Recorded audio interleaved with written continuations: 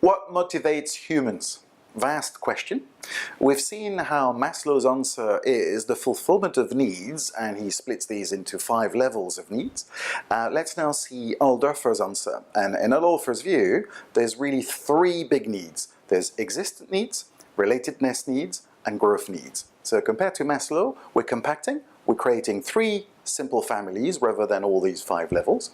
And we're also keeping the other dimension of sort of an ascendancy. We go from the most basic ones, existent needs, not being hungry, not being thirsty, freedom from fear. And all of us really need to have these needs fulfilled before we sort of progress to the next level. The next level is relatedness, wanting love, wanting to belong in a family, in a social group, effectively interacting with peers. And then the third one, once that is established, then there is growth needs, the ability to, self-actualize, the notion of self-esteem, fulfillment, etc., etc.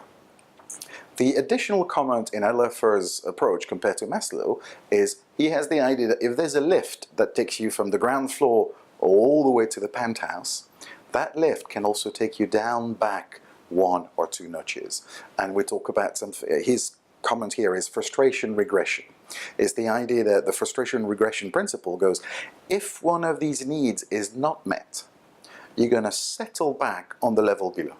So obviously, existent needs, one of the big issues about not having a job is you can't provide for yourself, which makes it really difficult to sort of look others in the face and think of things that will self-actualize you.